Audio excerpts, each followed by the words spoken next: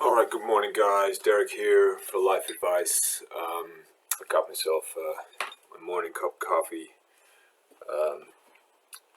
and in case you're wondering about these medals, I woke up a little earlier than usual today, so I went out and did a couple of 10Ks just to blow off the cobwebs. But now I'm going to run through a few of your questions. I hope you're all doing well today. Great news last night about the end of the lockdown. I'm sure you're all celebrating that this morning and enjoying your newfound freedom. So that's great stuff. But we're not going to dwell on current affairs. We've got a few very interesting lifestyle and metaphysics related questions today. If that's the right word, that could be the wrong word. So without further ado, let's get right into your first question. Actually, this one is kind of related in a way to what I was just saying about my 10Ks. It's to do with, it says, Derek, where do you stand on cigarettes? Cigarettes are not as bad as people often say they are, in my opinion.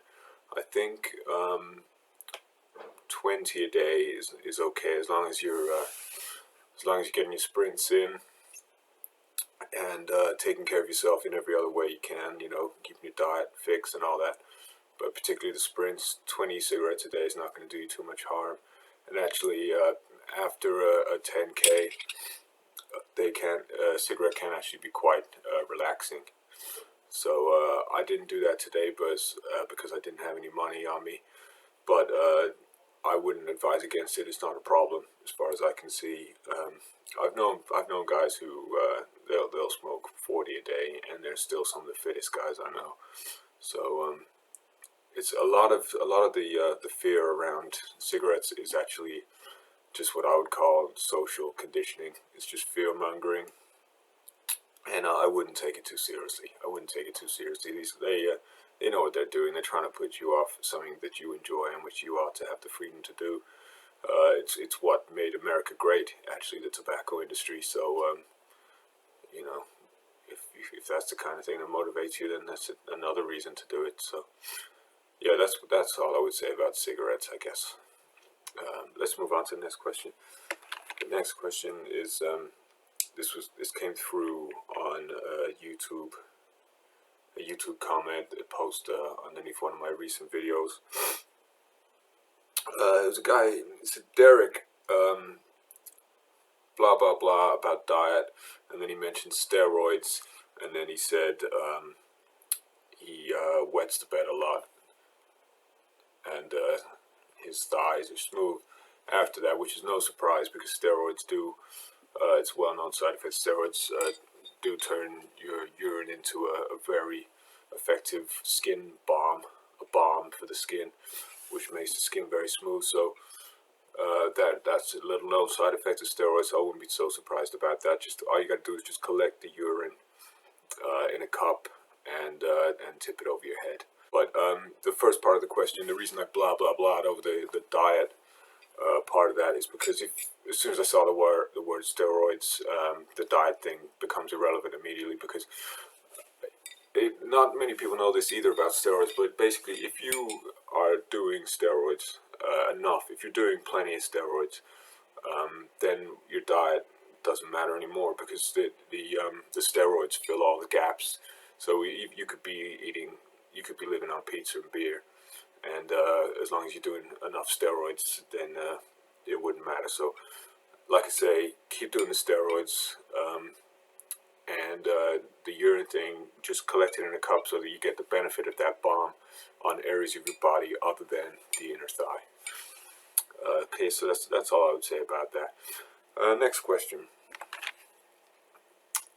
This is I call it quite a profound question, actually. The question is, Derek, should I give birth or should I go extinct? So I mean, it's a weighty question. It means a lot, doesn't it? Well, first of all, on the subject of extinction, a lot of the animals are going extinct. We know this. The Extinction Rebellion people, they know it. And all I would say about that is, so what? I mean, as long as the humans are okay, then everything will be fine. Because I saw a video, this might sound unrelated at first, but bear with me. I saw a video the other day of a guy who was talking about the thing with the coronavirus, where they say it's bad to touch your face. And he said that he was going to invent a thing, which is like a wristband that you wear, and a necklace that you wear, corresponding necklace. And every time you raise your hand above the height of your neck, it buzzes to stop you from touching your face. Now, how does that relate to the extinction issue? Well, I'll tell you, if we can create a thing like that, mind-blowing, futuristic technology that was almost unimaginable only a few years ago, if we can do that so easily, then there's no reason why we can't make synthetic animals, robot android animals, to replace the animals that are going extinct, that we are making extinct. So it's simple. You make the bees extinct, you make a robot bee to replace the bees that are extinct. The only thing you need for this is humans. So as regards to the other part of the question about giving birth is very important, because if we don't give birth, then humans will go extinct. And it shouldn't be too hard, because giving birth is one of the most natural things in the world. You know, many of us came from women via childbirth. That's how a lot of us got here. So, you know, we should definitely do it. I've been doing my part. I've got 5 kids. I don't see them because they were kind of holding me back from my own plans, but I've done my part. They're there, you know, and no doubt they'll have lots of kids of their own, and you know, maybe they'll see them, maybe they won't. But either way, the human race will not go extinct, and that's the main thing. Because as I say, in order for my plan for the robot animals to work, the one thing you do need is human beings. So we got to keep the humans around.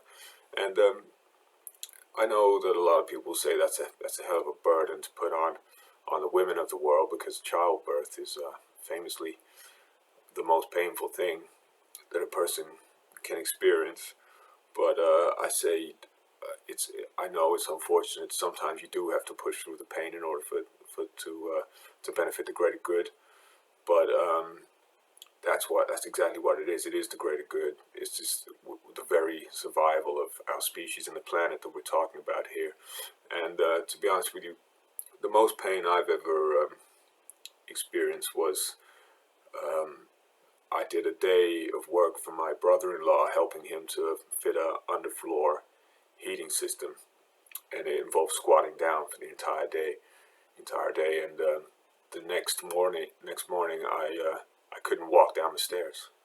So I mean, if I can handle that kind of pain, then I'm sure the childbirthing can't be too much worse than that. And given that that was just to get an underfloor heating fitted, whereas this is so in order for the humanity and all of the planet to survive. So, you know, it's a no-brainer, really. Like I say, that's a great question. It's a really deep question. It's given me a lot of food for thought. I mean, I already had thought about it, and I already knew those answers anyway, but it was good to be able to go over it again. So thank you for that question. Okay, next one. I'm sure there was another question here. No, I'm wrong. There was no other question. So that's it for today.